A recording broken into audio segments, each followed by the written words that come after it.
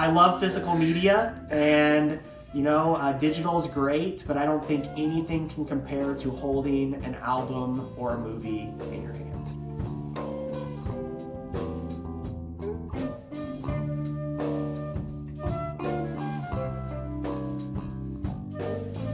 My name is Jason Hayes, and I've been collecting physical media, I guess, since I was a child in the 80s, because I still have all of my cassettes and a lot of the VHS tapes that I've had since I was a small child. So pretty much all my life, I guess. But I guess it's more so a hobby in the last 10 years. My name's Adam Porter, and I've been collecting physical media since I was a little kid, the late 80s, I would say. So it's been a good 35 years or so. My name is Chris Foster, and I don't know, I've been collecting physical media, I would say, for a good part of my life. I don't know necessarily how old, but probably when I was a teenager, started buying some VHS movies and some. I don't ever remember buying an audio cassette. My brother had tons of audio cassettes because he was 5 years older, but I started buying CDs is probably really music-wise. My name is Dean Geiken, and I would say I've probably been collecting some sort of physical media since I was probably 12 or 13.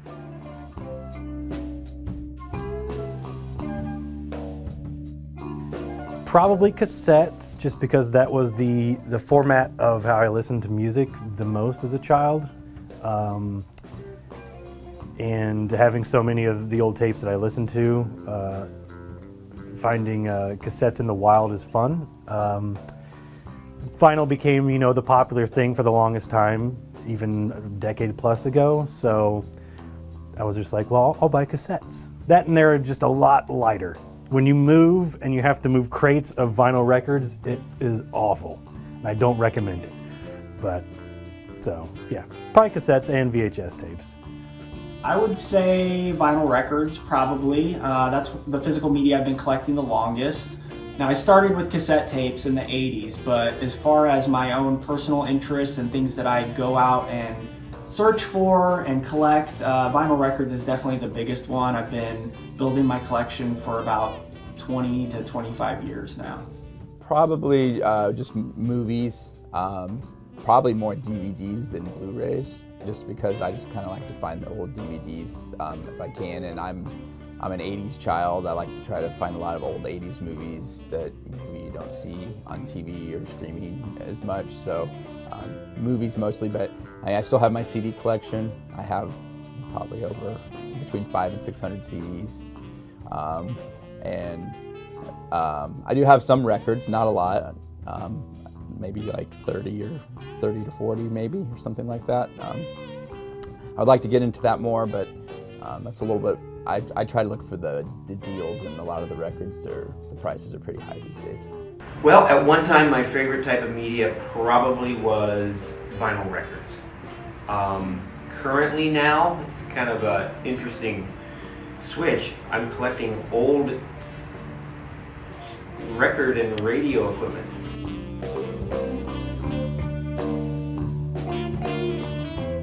It started basically when I decided I was going to be a video game collector.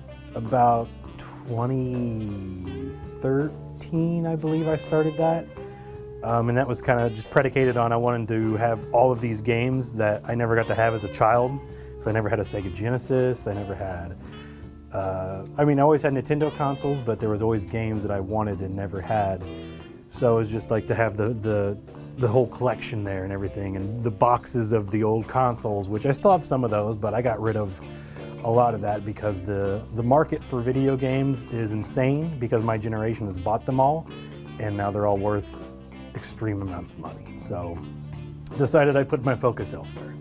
Well, I grew up in the 80s, so I grew up in physical media, there was no streaming, there was no digital music or DVDs or streaming television or anything like that when I was growing up. So, anytime we wanted to be able to watch something later that was on TV, we would set up the VCR and tape it on a VHS.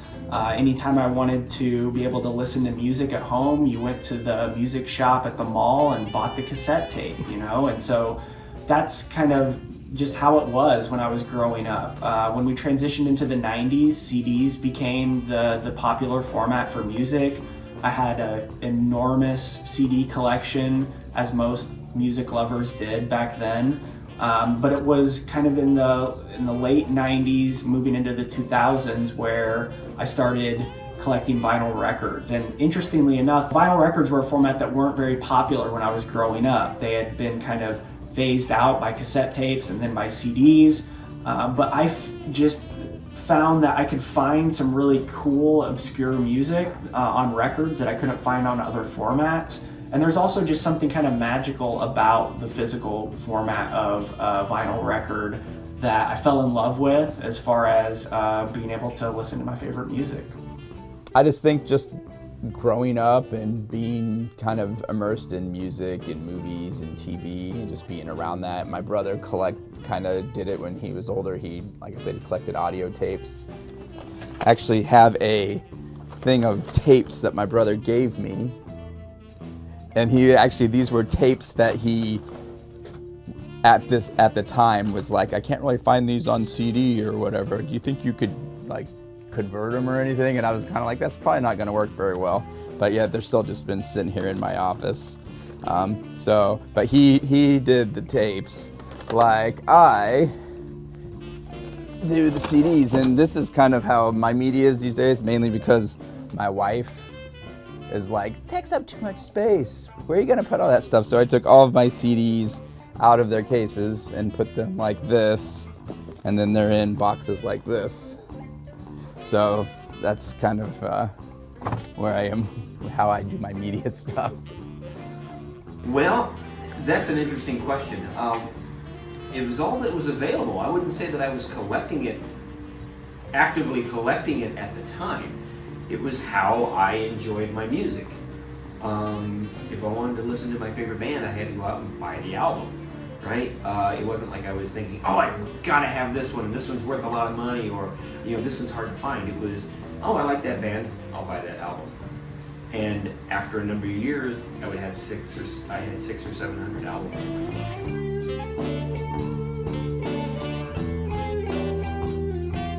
The favorite things I own are probably the ones from childhood. Like I still have the original Final Fantasy Nintendo, and like the box, and it's got the map and the manual and everything still in it. My old Huey Lewis tapes, which I listened to endlessly as a child. They still play. It's a miracle they still play. I've had the VHS of Roger Rabbit since I think Christmas of '88. Of course, the movie UHF, the Weird Al movie, which I saw in the theater when it first came out. It was only me and my dad in the theater, because the same weekend Batman came out. So everyone was going to see Batman, and no one went to see Weird Al except for me. We had a video store in Monticello called Sunnycrest, which I loved. I went there every weekend, rent video games and movies. It was wonderful. And I would rent UHF probably, I think the last number, but it had to have been like 94. I had rented it 85 times. And the manager, Bernie, just when she handed it to me, just take it. It's yours. And I still have it. That's the copy I have of VHS still to this day. I still watch it. I still love that movie. It's fantastic. So those kind of things that have the memories behind them are the ones that I appreciate the most. It's hard to pinpoint my favorites. I mean, obviously I'm excited. I always get excited about my own physical media that I've produced for my own projects. I've put out numerous vinyl records, cassette tapes, CDs, etc. But, I've also found some really amazing gems throughout my years of collecting. One of, a really cool one that I found was a Grateful Dead record in a little hole-in-the-wall shop in Murfreesboro, Illinois. And it's an extremely rare record. It was a bootleg that was pressed on a label without permission, and there was not a lot of them made. And I was just digging in a little hole-in-the-wall thrift shop in Murfreesboro, and ran across this record that I had never even seen it. And I'm like, I thought I knew every Grateful Dead record that existed. What the heck is this? And I looked at the label and I'm like, I've never heard of this record label. It was 50 cents. Obviously I bought it. Immediately did some internet sleuthing afterwards, and through my searching and research I found that it was an extremely rare record that went for multiple hundreds of dollars online. Piggybacking on the story about the Grateful Dead record, I actually have it right here. So it's called Historic Dead. It's got this cool picture of the band in black and gray on the back, and then the actual record once again was released bootlegged by this Sunflower record label out of Los Angeles, California. Totally not legal whatsoever. Does that only have 2 tracks on that side? It does, and it only has 2 Wow. tracks on the other side as well. They're really long songs, so the Good Morning Little Schoolgirl's an 11-minute track, and it's got the same thing on side 2, which is a 12-minute track. But yeah, super rare Grateful Dead record here. Hum is a band that's based out of Tolono, so very close here to Champaign-Urbana. Probably just like my favorite band's Metallica. So just any of the Metallica albums that I have. I have all their CDs.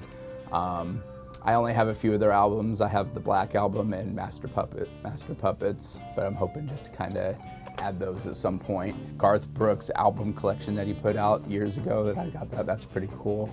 This is a cool movie that I've always liked, that a lot of people may not know, Fandango. I found it for like $1. And then this was a cool movie, Streets of Fire. It's still in the plastic, got it for $1. So just little simple finds are really kind of what is most exciting to me. Well, I love books. That's another thing that I collect, and I still actively collect books. I prefer a hard copy book over an e-reader any day of the week. And I have a very large collection of books at home. One of my favorite things is that I found a very early printing of a book called Toxophilus, which is the kind of the philosophy of archery. And this one was written in the 1700s, or not written, printed in the 1700s, but it was written in the 1500s. So I've got about a 200-year-old book that was printed almost 200 years after it came out. So that's kind of cool.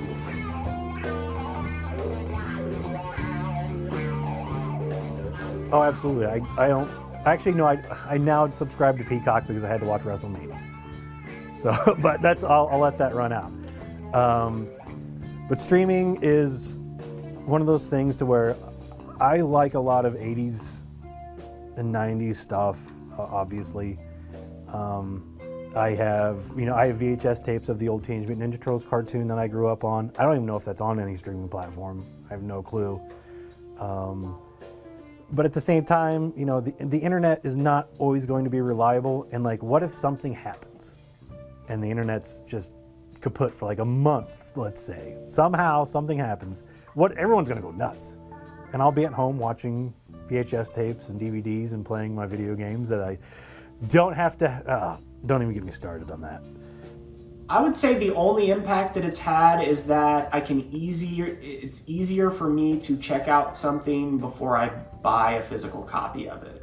So in the past, if there wasn't a version of it on YouTube or something like that, you kind of had to just bite the bullet and get the physical copy and hope it was what you wanted.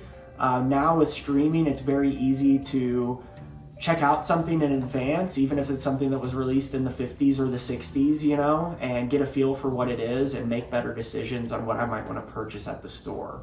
But as far as having an impact on me buying less physical media, absolutely not. It's probably caused me to buy even more because I am able to discover more things that I want to purchase on a physical medium. A little bit. I mean, sometimes when I'm trying to decide to get something, I might be looking at it and I'm like, well, that'd be kind of cool to have, but I know I can watch it on Amazon or on Netflix. There's certain things that I've already kind of, like NCIS.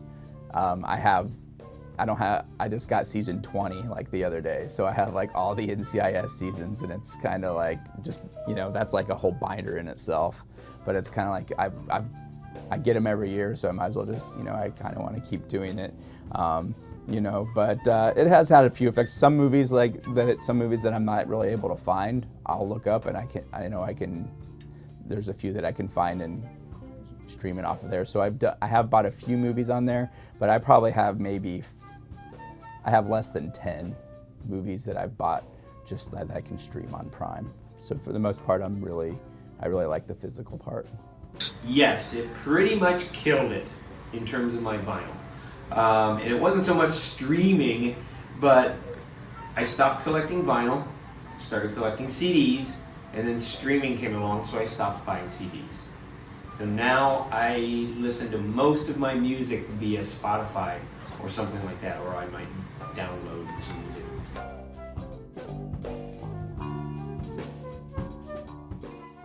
I think if you want to have fun doing it, try to go out and find it, you know, physically. Find your physical product physically. Try to have fun with it. Don't just sit around on your phone or computer. Try to get out and about.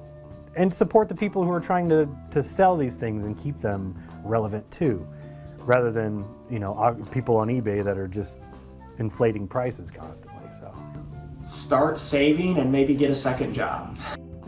No, but you know, collecting is expensive, and that's really the biggest thing that holds me back from getting more, is just that it costs a lot of money, especially if you're collecting new media, like newly released vinyl or things like that. They're very expensive these days. That's why I'm more of a digger and a budget collector. I like going to flea markets, thrift shops, and spending hours digging through stuff to find gems, you know, find things that get me excited that I don't have to pay a lot of money for. At the same time, I think making connections with local shops and local business owners and supporting them, because if we don't do that, eventually we're not going to have a place to buy any of this stuff other than eBay. And I think that would be a huge loss to our communities. And so I would just say, find those people who are making your niche possible and support them. And, you know, build a collection and then share it with other people in any way that you can, whether that's like what I do with mine, playing my records on the radio, or whatever the case may be. But becoming an archive, you know, for that physical media, I think is an important aspect of being a collector. You could build a collection pretty easily and pretty cheap. Just kind of start slow, make a list of kind of what you're interested in, and then just go to like Disc Replay, take advantage of some of the deals that they have. Go to like some of the Salvation Army or Salt and Light or the resale stores like that, and try to find stuff like that. If you're really just wanting to kind of start a collection of physical like movies or CDs and stuff, those places have tons of that stuff pretty cheap. So that would pretty much be my advice. As you really get going, I would, you know, recommend make sure you have a list of what you have, so you know what, you know, and just kind of start that at the beginning, so you don't like have to do it in the middle when you already have like 300, 400 things or whatever. But if you have that list and then you have access to it when you go, then do I have that? And then you could just look and see real quick. That way you don't get a bunch of duplicates. Get a second job. It's going to cost you money, and that stuff ain't cheap. And the more it becomes more collectible, the more expensive it is. So you're going to need to be able to afford it, especially if you want the good stuff. I found an album that I had years ago. I bought it off of eBay. It cost me twice as much as it did when I bought it, and it's almost 40 years old. And it was for a special reason. This stuff doesn't go down in price, it goes only up in price. As more people want the collectibles, it just jacks the prices up. So, a second job.